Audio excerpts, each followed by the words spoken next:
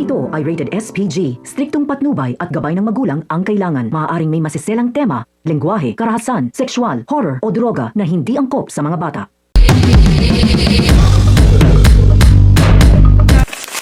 Isang mapagpalang araw mga kapamilya ang mga dapat nating abangan sa Coco Martin Sigabo.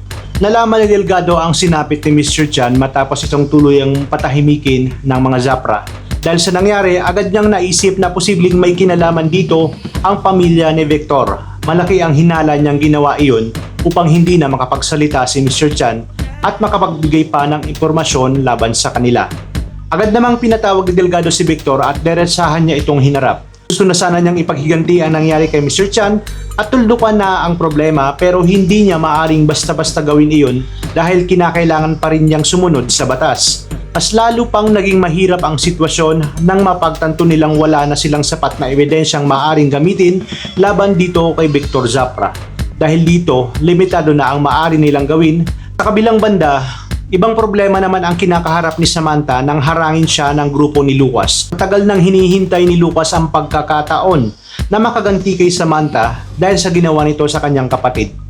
Lalo na matapos siyang tamaan ng bala at masangkot sa nangyari dito kay Victor. Sa gitna ng kanilang paghaharap, tuluyang nahirapan si Samantha na lumaban dahil sa dami ng kalaban. Hindi na niya kayang harapin pa ang grupo ni Lucas ng mag-isa hanggang sa biglang dumating si Gabo sa mismong oras kung saan mas kinakailangan ng lubos na tulong nitong si Samantha. Agad na kumilos si Gabo nang makita niyang nasa panganib si Samantha. Isinakay niya ito sa kanyang motorsiklo at mabilis na dinala papalayo sa lugar upang matakasan ang mga kalaban. Matapos iyon, inuwi niya si Samantha upang alagaan at magamot ang mga sugat na natamo nito. Dito na haharapin ni Samantha ang kanyang panabagong buhay. Magkakaroon sila ng plano na palabasin na siya at patay na upang maprotektahan ang kanyang buhay at sarili. Dito nga pati ang kanyang pamilya ay hindi rin alam na buhay pa siya. Kaya naman dito babaguhin niya ang kanyang sarili, magbabago siya ng anyo. At ang tutulong sa kanya, kundi itong si Tatang. Babaguhin niya ang kanyang sarili at pag dumating na umano ang tamang pagkakataon, ay saka siya lalabas kapag napabagsak na ang mga kalaban, lalo na ang mga Zapra. At walang ibang tutulong sa kanya, kundi itong si Tatang. Babaguhin niya ang kanyang sarili at pag dumating na umano ang tamang pagkakataon, ay saka siya lalabas kapag napabagsak na ang mga kalaban, lalo na ang mga Zapra.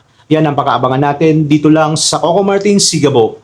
Maraming salamat sa inyong panonood at pagpalain tayong lahat, mga kapamilya.